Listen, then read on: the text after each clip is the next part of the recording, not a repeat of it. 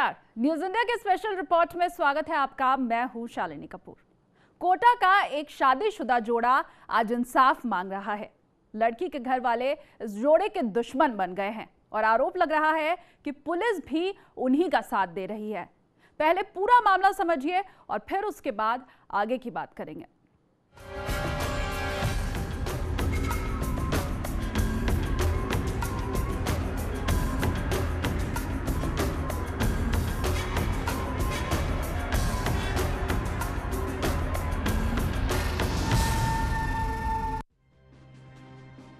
मोहब्बत पर पहले की कहानी तो नहीं है, लेकिन परेशानी उस वक्त खड़ी हो जाती है जब कानूनी तौर पर तो हम सही कर रहे हो, लेकिन परिजन झूठी शान की खातिर ना कानून को माने और ना ही प्यार करने वालों के जज्बात को समझे। और तो और वो खाकी जिस पर कानून की हिफाजत का जिम्मा है, वो भी उन्हीं लोगों का साथ देने लगे जो मोहब्बत के दुश्मन हैं। कोटा की दीपिका और श्याम इसी तरह की मुश्किल में फंसे हुए हैं। उन्हें समझ नहीं आ रहा वो आखिर इंसाफ के लिए कहाँ जाए जब खाकी ही खलनायक बन जाए।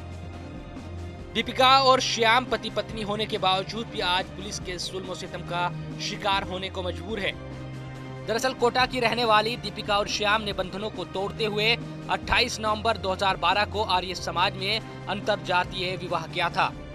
वक्त की नज़ाकत को समझते हुए दोनों ने ही अपने परिजनों से इस बात को छिपाया, लेकिन जनवरी में जब दीपिका के चचेरे भाई ने अंतरजातीय विवाह किया तो उस प्रेमी जोड़े में हौसला आया और उन्होंने भी अपनी कहानी अपने परिजनों के सामने रख दी। लेकिन यहीं से शुरू हो गई परिजनों की नाराजगी। मैंने 28 नवंबर 2012 को अपनी मर्जी से अपने पति श्याम किशोर दीक्षित के साथ शादी की, लेकिन और 11 अप्रैल को मैंने मेरे घर वालों को इस बारे में बताया 11 अप्रैल 2014 को कि मैंने शादी कर ली है, और मैंने उनको मैसेज और फ़ोटो भेज दिए। उसके बावजूद भी वो लोग हमारे पीछे पड़े हुए हैं कि तुम्हारी शादी, मतलब मुझे उनसे अलग करना चाहते हैं। और उन्होंने मेरे हस्बैंड के खिलाफ 18 अप्रैल 2014 को उद्योगनगर थाने में झूठा अपहरण का केस भी दर्ज करवा दिया है। बड़ी बात यह है कि श्याम के परिजनों को इस पर कोई खास ऐतराज नहीं है, लेकिन दीपिका के घर वाले दोनों के दुश्मन बन गए और दोनों को जान से मारने की धमकी मिल रही है। लेकिन यहाँ पुलिस का रोल अहम था और इस जोड़े को उम्मीद थी कि उन्हें सुरक्षा मिलेगी। इसके लिए श्याम के पिता ने युगल के लिए पुलिस सुरक्षा की मांग की और 11 अप्रैल को विज्ञान नगर थाने में एफआईआर भी दर्ज करवाई कि दीपिका के परिजन उन्हें लगातार मारने की धमकी दे रहे हैं। लेकिन पुलिस ने इस संबंध में कोई कार्रवाई नहीं की। उल्टा दीपिका के परिजनों ने 18 अप्रैल को ही उद्योगनगर थाने में श्याम और उसके पिता पर दीपिका के अपहरण का मुकदमा दर्ज करवा दिया। दीपिका के परिजनों के रसूख और दबाव के चलते उद्योगनगर पुलिस श्याम की धरपकड़ करने में लग गई, जबकि दीपिका ने कोटा एएसपी राजन दुष्यंत को मैरिज सर्टिफिकेट समेत सारे दस्तावेज बताए, लेकिन फिर भी पुलिस ने श्याम को कोई राहत न दी।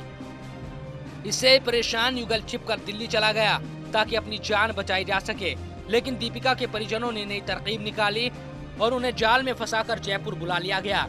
जयपुर आते ही पुलिस ने श्याम को गिरफ्तार कर लिया और दीपिका को अपराजिता संस्थान में भिजवा दिया गया। 11 अप्रैल को मैं एएसपी राजन दुष्यंत सर को अपना बयान देकर आई थी कि मैं अपनी मर्जी से अपने पति श्याम दीक्षित के साथ रहना चाहती हूँ और मैंने उनसे अपनी मर्जी से शादी की है। उसके बावजूद भी उद्योगनगर थाने वालों ने मेरे घर वालों को पाबंद नहीं किया और उल्टा हमारे खिलाफ केस दर्ज कर मेरे हस्बैंड और मेरे ससुर जी के खिलाफ वारंट निकाल दिए। खाकी को चाहिए तो ये था कि श्याम और दीपिका बालिग हैं और उन्होंने अपनी मर्जी से शादी की है, ऐसे में उन्हें सुरक्षा दे। लेकिन अफसोस की सुरक्षा देने के बजाय इन पर कार्रवाई की जा रही है और इनको कोटा ले जाया गया है। अब दीपिका ने न्यूज इंडिया के सामने अपने दर्द का इजहार किया और कहा कि उन्हें ये भी डर है कि पुलिस की मिलीभगत की वजह से कहीं उनके परिजन श्याम की जान न ले ले। तो मेरे घर वालों ने उनका फ़ोन ट्रेस करके हमें दिल्ली से जयपुर बुलवाया और जयपुर बुलाकर हमें यहाँ पर कोटा से उनका कोई कांस्टेबल था जिसके जरिए इंदिरा गांधीनगर पुलिस स्टेशन में भेज दिया और वहाँ से मुझे यहाँ अपराजिता में लाया गया और मेरे हस्बैंड को गांधीनगर थाने में रखा गया। वारे खाकी, दाद देनी पड़ेगी राजस्थान पुलिस को। एक युगल को सुरक्षा देने में तो नाकाम रही है, हाँ पति पत्नी को अलग करने में खूब साथ दे रही है। आखिरकार राजस्थान पुलिस को क्या हो गया है, जबकि कोर्ट का आदेश है कि वो ऐसे बालिग शादीशुदा जोड़ों को सुरक्षा मुहैया करवाए जिनको अपनी जान का खतरा है। लेकिन ये हमारे राज्य की पुलिस है जो न कानून को ही शायद मानना चाहती है और अब अगर श्याम और दीपिका को कुछ होता है तो क्या खाकी उसकी जिम्मेदारी लेगी? क्योंकि श्याम पुलिस हिरासत में है और उसको कोटा ले जाया गया है। आखिर पुलिस चाहती क्या है? जब दीपिका ये बोल रही है कि उन्होंने बालिग होते हुए अपनी मर्जी से शादी की, तो फिर पुलिस उन लोगों का साथ क्यों दे रही है जो प्यार के दुश्मन हैं? जयपुर से न्यूज इंडिया के लिए मोनालिसा सैनी की रिपोर्ट। तो कानूनन इस जोड़े ने कोई गुनाह नहीं किया है। लड़की के पास सर्टिफिकेट मौजूद है, शादी के दस्तावेज मौजूद हैं और बालिग होने का प्रमाण पत्र भी लड़की पुलिस को पहले ही दे चुकी है। बावजूद इसके पुलिस ने साथ नहीं दिया और घर वालों की तरफ से जयपुर बुलाया गया और उसके बाद पुलिस ने लड़के को गिरफ्तार कर लिया गया। अभी भी लड़की चिंतित है। उसका कहना है कि घर वाले इस हद तक जा सकते हैं कि लड़के की हत्या भी करा दी जाए। बड़ा सवाल यह है कि आखिर समाज में परिवर्तन कब आएगा।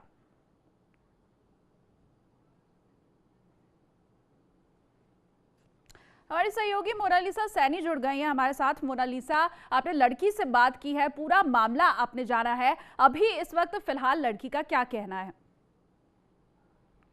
जी, अभी जब रात को करीब 11:30 बजे के पास न्यूज़ इंडिया के पास इंफॉर्मेशन पहुंची, तो उस वक्त वो लड़की काफ़ी घबराई हुई थी और वो अपने हस्बैंड के साथ उसने 28 नवंबर 2012 को शादी की थी जी।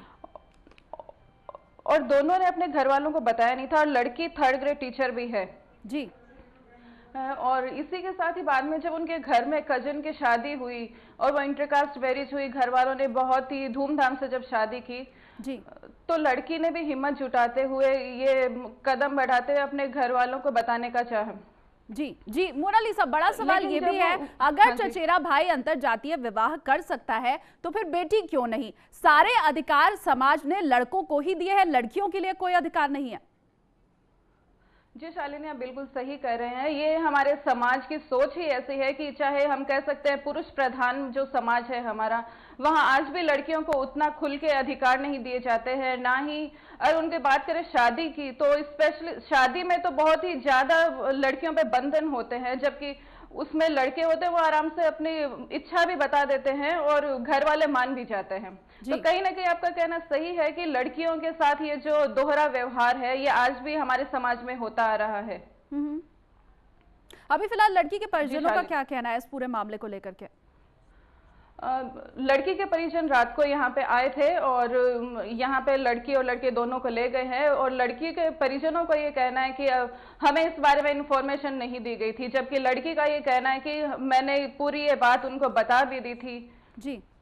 और घर वाले इस बात से काफी नाराज भी थे। और जब बात पुलिस प्रोटेक्शन की आई जी, तो जब पुलिस ने प्रोटेक्शन देने से भी मना कर दिया और उल्टा जो लड़के के परिवार वाले हैं जी, उन्हीं पे ही अपहरण का केस लगा दिया गया था। सबसे बड़ा सवाल शालिनी यहाँ है कि जब पुलिस प्रोटेक्शन देने की बजाय जो लड़के वाले हैं, जब लड़की ने अपना पूरा प्रूफ दे दिया था कि मैंने शादी की है और उसने फोटोज भी दिखा दिए, उसके बाद भी उसको जो लड़के के ऊपर अपहरण का जो मामला दर्ज किया है, ये सच में बहुत ही सोचनीय बात है। जी, लेकिन लड़की के परिजन ये कैसे कह सकते हैं कि उनके संज्ञान में ये पूरा मामला है ही नहीं, जबकि वो खुद गए पुलिस थाने और वहां पर जाकर के लड़की की गुमशुदगी की रिपोर्ट दर्ज कराई। अब ये पूरा मामला उनके संज्ञान में ही नहीं है, वो जानते ही नहीं है, ये कैसे कह सकते हैं? पूरे मामले से खुद को अलग कैसे कर सकते हैं?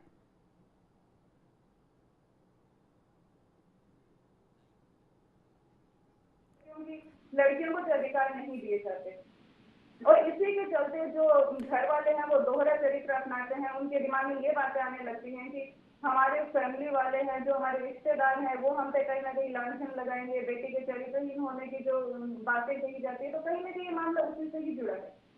जी शालिनी जी, तो मुश्किल में है फिलहाल इस वक्त लड़की और उसका पति। मोनालिसा बनी रहिए आप हमारे साथ, आगे भी आपसे बातचीत करेंगे और जानेंगे कि क्या है पूरा मामला।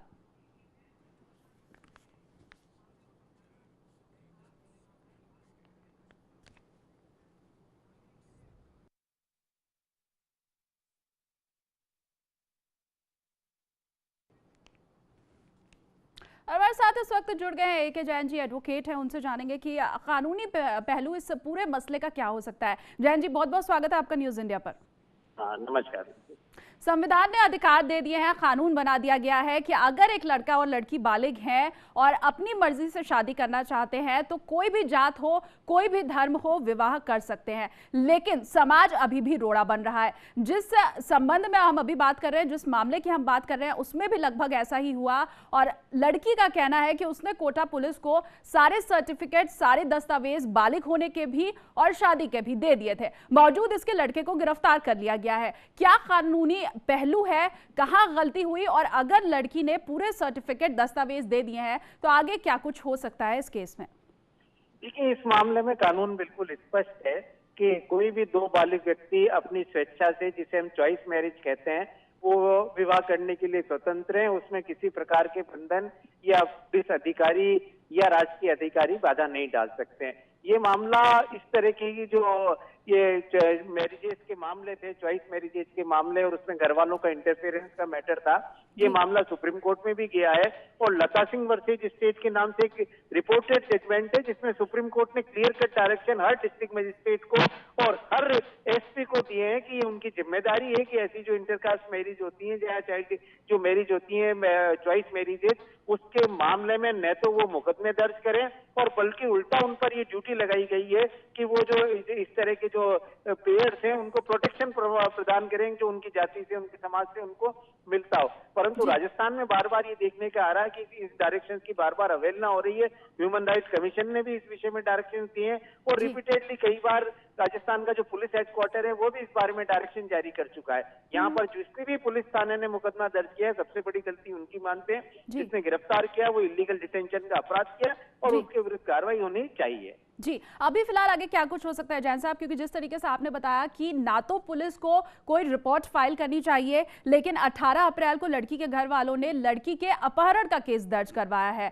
11 अप्रैल को लड़की पुलिस को सारे दस्तावेज दे चुकी थी और ये जो 7 दिन का फर्क था, सारे डॉक्यूमेंट्स पुलिस के पास होते हुए भी 18 अप्रैल को अपहरण का केस दर्ज किया गया। अब लड़के को गिरफ्तार किया जा चुका है, लड़की को अलग जगह भेजा जा चुका है। तो क्या जो लड़की कह रही है, अगर उसमें जरा भी सच्चाई है तो पुलिस ने जो किया गलत है? पुलिस ने जो भी किया वो गलत ही नहीं, पूरी तरह कानून के विपरीत है। पुलिस की जिम्मेदारी इस पेयर को प्रोटेक्शन देने की थी।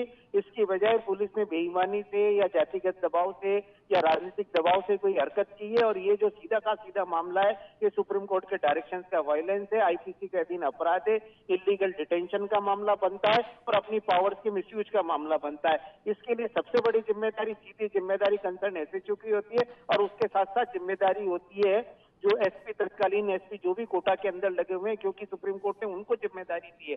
परंतु अफसोस ये है कि राज्य सरकार जो है इन लोगों के अधिकारियों के विरुद्ध कार्रवाई नहीं करती है और इसमें डीजी पुलिस को चाहिए कि उससे पहले कि कोई सुप्रीम कोर्ट में जाकर राजस्थान की पुलिस की खिंचाई करे, संबंधित एसपी के विरुद्ध कार्रवाई करे, संबंधित एसएचओ के विरुद्ध कार्रवाई करे और तुरंत उस व्यक्ति को रिलीज करे। जी, बहुत बहुत शुक्रिया जैन साहब इस तमाम कानूनी पहलू को समझाने के लिए। तो चलिए अब आपको लेकर के चलते हैं कोटा और आपको दिखाते हैं वो तस्वीरें जब लड़के को गिरफ्तार करके पुलिस लेकर के गई थी। वो तस्वीरें आपको दिखाते हैं।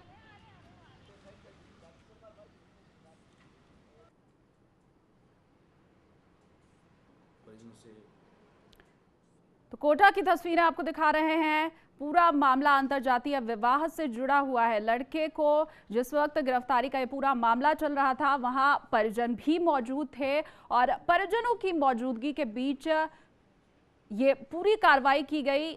ये वो थाना है जहां पर मामला दर्ज किया गया है, उद्योग नगर थाना है, जहां पर लड़की की तरफ से 11 अप्रैल को सारे डॉक्यूमेंट्स जमा किए गए थे। 11 तारीख की घटना है जिसमें लड़की के पिताजी ने उपस्थित थानों को रिपोर्ट दी थी कि भाई उसकी लड़की जो घर नहीं लौटी है, तो शक है कि जो महावीर नगर में रहने वाला लड़का उसको भगा के ले गया है, जिस पर गुमशुदगी दर्ज कर ली थी।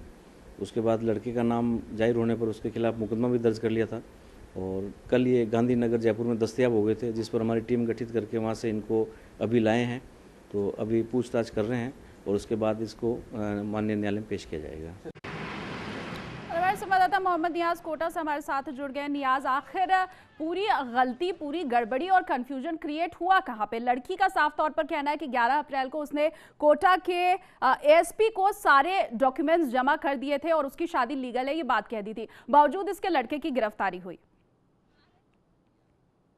10/4 से लड़की और लड़का दोनों यहाँ से चले गए थे और उसके बाद में जो उसके जो परिजन हैं, उसके जो परिजनों ने 11/4 को रिपोर्ट दर्ज करवाई थी कि लड़की जो है उसको बहला फुसला करके युवक है जो कोटा से चला गया है और लड़की जो है वो सरकारी टीचर है हमारी और अभी तक उसका पता नहीं पड़ पाया है क्योंकि कोई लड़का जो लेके गया उसकी भी इन्फॉर्मेशन नहीं है। ऐसे में जो पुलिस है उस पुलिस ने 18/4 को इनकी रिपोर्ट दर्ज करी और रिपोर्ट दर्ज करने के बाद में देर सुबह जो है वो इसको जयपुर से दोनों को हिरासत में लिया है, लेकर के कोटा पहुंचे हैं। और यहाँ पर जो परिजन है वो परिजन लड़की से जब मिलने आए तो परिजनों को साफ तौर पर लड़की ने कह दिया कि मुझे लड़के के साथ रहना है। ऐसे में परिजन जो है वो थाने से तिल मिलाते हुए गुस्से में हैं, जो परिजन वापस चले गए और अब पुलिस का ही कहना है कि इस लड़की को और लड़के दोनों को हम लोग कोर्ट में पेश करेंगे और कोर्ट में पेश होने के बाद जो मजिस्ट्रेट के सामने जो बयान होंगे उस बयान के आधार पर जो भी फैसला सुनाया जाएगा वो मान्य होगा।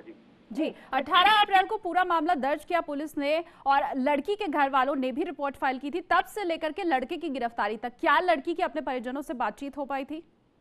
देखिए अभी थाने के अंदर लड़की के परिजन नहीं पहुंचे हैं, लड़के के परिजन नहीं पहुंचे हैं, लड़की के परिजन जरूर पहुंचे हैं और वो लड़की के परिजन ही पीछे लगे हुए थे कि किसी न किसी तरीके से अपनी लड़की को वापस लाया जाए, क्योंकि लड़की लेकिन किसी की फेवर में नहीं है, लड़की बिल्कुल लड़के के फेवर में है। और वो साफ तौर पर उन्होंने परिजनों से भी कह दिया है कि मुझे इस लड़के के साथ ही रहना है क्योंकि वो उससे प्रेम करती है और प्रेम विवाह उन्होंने किया है और विवाह के सारे सबूत भी एडिशनल एसपी को सौंप दिए थे। और प्रोटेक्शन की बात भी वो लड़की बता रही है कि मैंने प्रोटेक्शन के लिए भी पुलिस से मदद मांगी थी, लेकिन उसको फिर भी जबरदस्ती गिरफ्तार करके दोनों को जो है उसके परिजन जो है लाना चाह रहे हैं, वो किसी तरह लड़के को फंसाने की कवायद में लगे हैं। जी तो जब लड़की ने प्रोटेक्शन की मांग की थी, लड़के के घर वालों ने, लड़के ने प्रोटेक्शन की मांग की थी, नहीं दिया गया, इसको लेकर के पुलिस का क्या कहना है? आखिर क्यों नहीं दिया गया प्रोटेक्शन? बिल्कुल हमारी पुलिस से इस बारे में बात हुई है कि भाई लड़की ने जब प्रोटेक्शन मांगा था, लड़के ने भी प्रोटेक्शन मांगा था कि हमें जान का खतरा है, हमारे पीछे जो है वो जो लड़की के परिजन हैं वो जो रसूखदार हैं और वो पीछे पड़े हुए हैं। कहीं ना कहीं उनको डर था इस चीज का कि कहीं ना कहीं उनके पीछे कोई गुंडा तत्व नहीं लगा दे और कहीं ना कहीं उनके साथ में कोई घटना न घट जाए, इसको लेकर के काफी परेशान हो रहे थे। लेकिन बड़ी चालाकी से इन्होंने लड़की के परिजनों जी नियाज रोकना चाहेंगे आपको। हमारे साथ पुष्पेंद्र सिंह जी जुड़ गए हैं, सीआईए उद्योग नगर थाने के। स्वागत है आपका पुष्पेंद्र जी न्यूज इंडिया पर। मामले की हम बात कर रहे हैं, कोटा का ही ये जोड़ा है और लड़की का कहना है, लड़के के घर वालों का कहना है कि उन्होंने पुलिस प्रोटेक्शन की मांग की थी, प्रोटेक्शन पुलिस की तरफ से नहीं दिया गया, लड़के को गिरफ्तार कर लिया गया। क्या कहना है आपका? जी नहीं, लड़के को गिरफ्तार नहीं किया है। अभी वो लोग जयपुर में रिटर्न हुए थे जी, जिसके लिए टीम भेजी गई थी, अभी लाए। अभी लड़की के जो 161 के बयान होंगे उसके आधार पे जो लड़की अपने जहाँ जाना चाहेगी वहाँ चली जाएगी। अभी हमारे मुकदमा दर्ज है, अब लड़की के बयानों पे डिपेंड करता है। अभी लड़के को गिरफ्तार नहीं किया है। जी पुष्पेंद्र जी, लड़की का कहना है कि उसने अपने बालिग होने के डॉक्यूमेंट्स और शादी के लीगल होने के डॉक्यूमेंट्स कोटा में जमा करा दिए थे, कोटा एएसपी को जमा कराए थे अपने सारे डॉक्यूमेंट्स। हमने एक वकील से भी बात की, उनका कहना है कि अगर मामला पूरी तरह से पारदर्शित है, लड़की बालिग है, तो किसी भी तरीके का केस पुलिस को दर्ज नहीं करना चाहिए। लेकिन कोटा पुलिस ने जब लड़की के घर वाले पहुंचे तो लड़की के अपहरण का केस दर्ज किया और उससे लेकर के आगे की कार्रवाई की। जब सारे डॉक्यूमेंट्स आपके पास जमा थे तो आखिर कहां पर यह गलती हुई? जी सिर्फ प्रार्थना पत्र था और कोई डॉक्यूमेंट साथ में नहीं थे। जिसने प्रार्थना पत्र दिया था डॉक्यूमेंट साथ में नहीं थे। वो तो जब खुद अब देखे जब मालूम पड़ा है कि इसके अंदर ये जैसे बालिग है जी। तो पुष्पेंद्र जी, हम दर्शकों को वो तस्वीरें दिखा रहे हैं जो लड़की ने जमा कराई थी कोटा पुलिस के पास। सारे दस्तावेज हमारे पास भी हैं, लड़की का ये बयान भी हमारे पास है कि प्रोटेक्शन की मांग की गई थी, उसको नहीं दिया गया। ये सारी चीजें मौजूद है न्यूज इंडिया के पास। ये नहीं, लड़की के प्रोटेक्शन की तो वो था। अब लेकिन वो मिले थे प्रोटेक्शन, देवन किसको दे प्रोटेक्शन? जब वो मिले हैं, दस्तयाब हुए हैं कल, तो उनसे बात करेंगे किनसे खतरा है क्या है, तो उसकी आगे की कार्रवाई करेंगे फिर। जी क्या आपका कहना है वो मिलेंगे तब हम प्रोटेक्शन देंगे? क्या बीच में उनसे संपर्क करने की कोशिश भी की गई पुलिस की तरफ से? क्योंकि जाहिर सी बात है युगल इतना ज्यादा डरा हुआ था कि वो राजस्थान छोड़ के चला गया था, तो इस डर के बीच वो सामने आने से खतरा रहा होगा। क्या पुलिस ने आगे बढ़ करके उनसे संपर्क करने की कोशिश की? जी नहीं, उन्होंने अपने मोबाइल नंबर, न तो परिजनों ने मोबाइल नंबर दिए जिससे हम उनसे संपर्क कर सके और न इन लोगों ने कोई हमें बताया। जी तो जो जिस सूचना के आधार पे जो दस्तयाबी हुई है उसके आधार पे फिर आगे कानूनी जो भी कार्रवाई होगी हम करें। जी पुष्पेंद्र जी, लड़की का अभी भी कहना है कि लड़की के जो परिजन है उससे लड़के को खतरा है, जान से भी मार सकते हैं, लड़की ये बात कह रही है। क्या अब इस स्थिति में लड़की और उसके पति को प्रोटेक्शन मिलेगा? जी, अगर लड़की अपने बयानों में ये बता देती है तो बिल्कुल प्रोटेक्शन मिलेगा। जी, बहुत बहुत शुक्रिया इस आश्वासन के लिए पुष्पेंद्र जी और इस तमाम बातचीत के लिए। तो अभी भी लड़की संकट में है, उसका पति संकट में है। फिलहाल अभी की जो स्थिति है वो अलग दिखाई दे रही है। हमारे संवाददाता नियाज लगातार जुड़े हुए हैं हमारे साथ। नियाज, पुष्पेंद्र सिंह का तो कहना है कि लड़की ने डॉक्यूमेंट्स जमा ही नहीं कराए थे।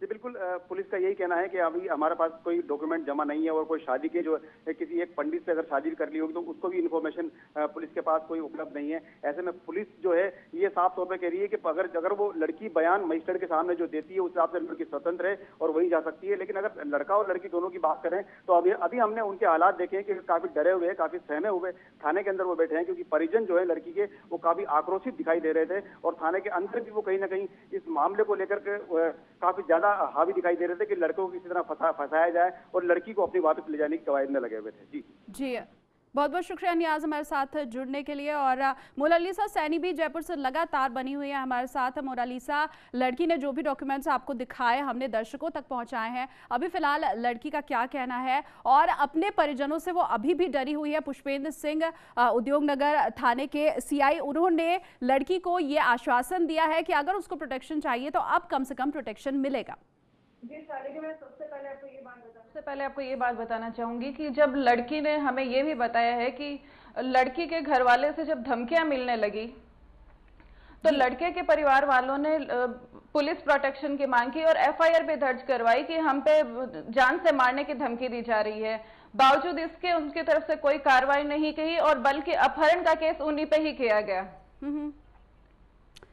बहुत बहुत शुक्रिया मोनालिसा हमारे साथ जुड़ने के लिए। तो लड़के के पिता एफआईआर दर्ज करा चुके थे कि उन्हें लगातार मारने की, जान से मारने की धमकी मिल रही है। लड़की का कहना है कि उसने अपने डॉक्यूमेंट सारे जमा करा दिए थे और उसने भी प्रोटेक्शन की मांग की थी, बावजूद इसके पुलिस की तरफ से कोई कार्रवाई नहीं की गई। और लड़की के परिजनों की तरफ से जो मामला दर्ज कराया गया 18 अप्रैल को अपहरण का, उसको जरूर ध्यान में रखते हुए फिलहाल लड़के और लड़की को दिल्ली से जयपुर बुलाया गया और लड़के की गिरफ्तारी हुई। ये सारी बातें लड़की का कहना है। मामला बेहद पेचीदा है और अब देखने वाली बात यह होगी कि जब पुष्पेंद्र सिंह जो कि सीआई हैं उद्योगनगर थाने के, उन्होंने कहा है कि लड़की को प्रोटेक्शन मिलेगा और अगर वो लड़के के साथ रहना चाहती है तो उसे जरूर रहने दिया जाएगा। अब उम्मीद करते हैं कि न्यूज इंडिया पर दिए गए इस आश्वासन के बाद कम से कम लड़की के पक्ष में ये पूरा मामला जाएगा। तो स्पेशल रिपोर्ट में मेरे साथ बस इतना ही। न्यूज इंडिया पर खबरों का सिलसिला आगे भी जारी है।